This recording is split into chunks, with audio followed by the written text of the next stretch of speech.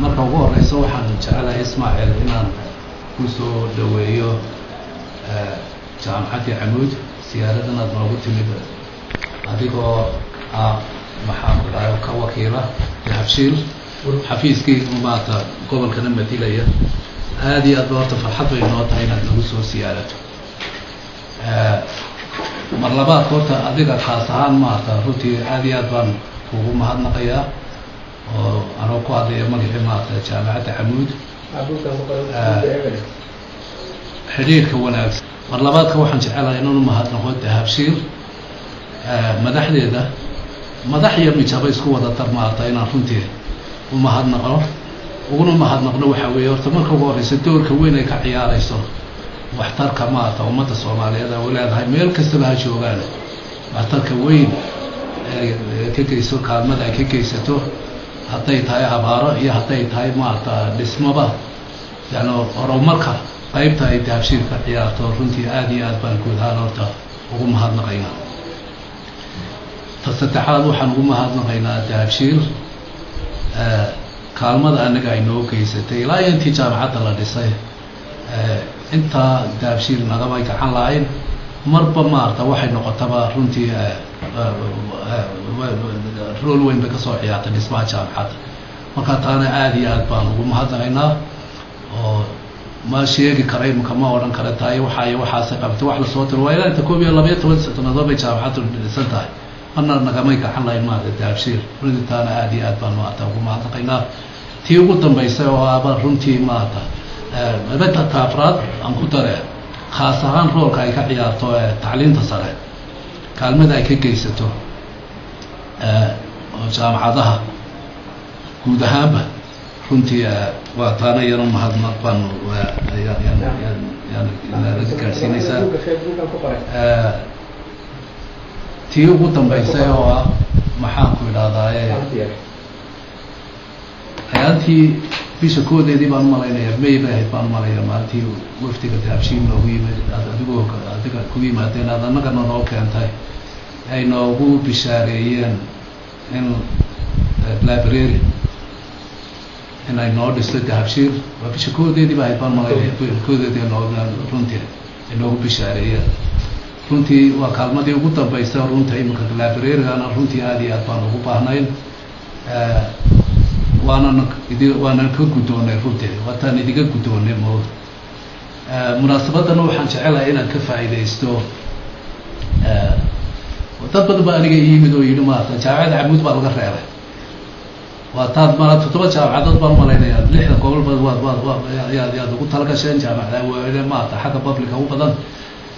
dad badan baa aniga bay yimid adigana kulley way ku yimaadeen Ismaaciil oo waxa laga yaabay wiilal jaamacadda Camuud baa laga reebay ma ogeyn iyo dadku maanta maalintaad noo timaatay bisha koodeedii baa ahayd dadku waxay ku warheeleen markan la sii daayo warkana way ku jirtaa anu saan maqlay dadka dameel ka dhaaftay anu garan maayo Camuud ay ka dhaaftay inaanay ku jirin waa la yaabaa dadka waa ku jiray waa xagee dad waxa laga yaabaa in dhexda ka sameeyeen يا وسيدتي ما يمكن وترى ورك يدا لو صاروا بالسيك اللي يا موقته marka aniga laftaydu ma dad badan ba qanxinaya rabar ku jira anaga idiga warroone waana la saaray waqti anaga ay halkaan ugu yimaadeen oo runtii bisha koodeedii baa ahayd maanta inta warka la sheegay baa ahayd marka dadka waxaan fursadda kaga faa'iideysanayaa wixii qalad fahmay in Camuud laga tagay ama gobolka laga tagay maanta inay ka bogsadaan oo waxa weeye runtii waana ka guddoonay waanan iskugu imanayna dhagaxdhigii iyo waan iskugu imanayna iyo maanta design-kii iyo meeshii laga dhisi lahaayna waan iskugu imanaynaa marka dadku waa inay ka bogsado wixii qalad fahmay runtii u qaatay in laga tagay Habshiil ka mid tagi karto runtii warana ugama tagin maanta ama gobolka ha noqoto ama ha noqoto jaamacadda Camuud ba ha noqotee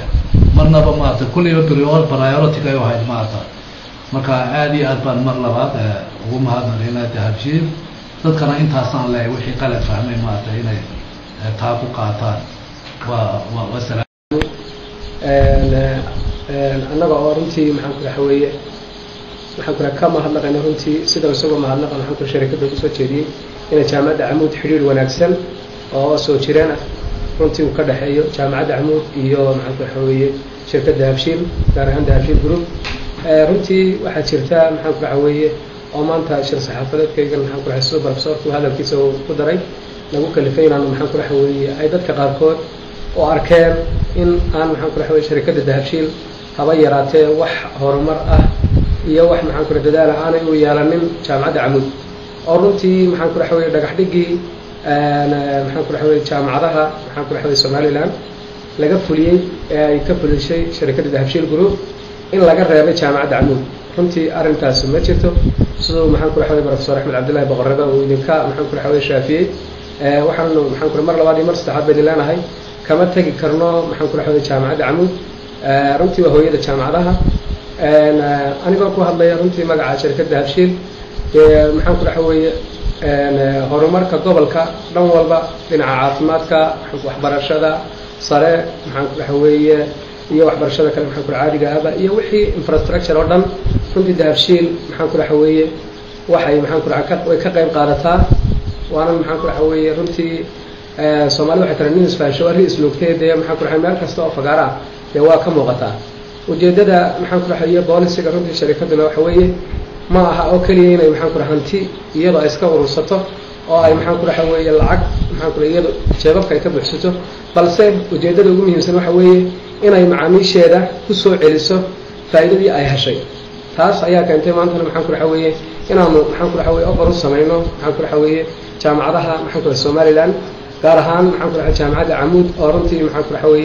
arinta munaasabada maanta maxaan ku dhahay aanu fadhinaa waxaanu markaa maxaan ku leenahay waxa jirtay maalin dhow dhalinyaro maxaan ku dhahay ku hadlaysay magaca dhalinyarada oo maxaan ku dhahay gobolka oo runtii aad uga cabanayso lahayd shirkadda dahabshiil oo website-yada qaarkoodna ay qoreen oo lahayd maxaan ku dhahay shirkadda dahabshiil way ka reebtay liiskii jaamacadaha ee maxaan ku dhahay lagu dhagax dhigayay maxaan ku dhahay dahabshiil group ay ku dhagax dhigayeen waxaanu mar labaad iyo mar saddexaad u sheegaynaa inay ahayd maxaan ku jaamacadda Camuud jaamacaddii ugu horeysay ee aan offerka u sameynay balse arrin maxaan ku xagga farsamada ayaa noo suurtagelin weyday inaanu maxaan ku dhahay dhagax dhigiina maxaan ku sameyno mas'uuliyiinta oo runtii maxaan ku dhahay mashquul badan maxaan ku dhahay hawlihii kale waday ayaa noo suurtagelin weyday inaanu maxaan ku dhagax dhigno iyo jaamacadda lafteeda oo maxaan ku dhahay iyaguna processkii iyo nidaamkii ee runtii soo dhigaysay marka waxaan idin leenahay ma jirto haba yaraatee wax dahabshiil ay kaga tagtay horumarka gobolka hadday noqon lahayd dhinaca tacliinta hadday noqon lahayd dhinaca waxbarashada dhan walba heegan ayaan u nahay wax allaaliyo wixii maxaan ku dhahay dhinaca iyaga nagaga beegan horumarinta gobolka horena waanu u qabanay iminkana diyaar baanu u nahay marka sidoo maxaan ku dhahay Axmed Cabdullaahi Boqorre uga shaafiyayba annaguna waxaanu leenahay walaalayaal maxaan ku dhahay shirkaddu waa tiini wixii faa'iido ah ee maxaan ku dhahay shirkaddu ay hesho iyaduna way idinku soo celinaysaa annaguna waxaan idin leenahay maxaan ku dhahay hanaga hunguri xumaanina dhalinyaraduna dee maxaan ku dhahay website-yada iyana aad u akhriina wayba ku jirtay jaamacadda Camuud oo runtii magaceedu ku jiray hadday aad u akhri lahaayeen way garan lahaayeen oo way u soo bixi lahayd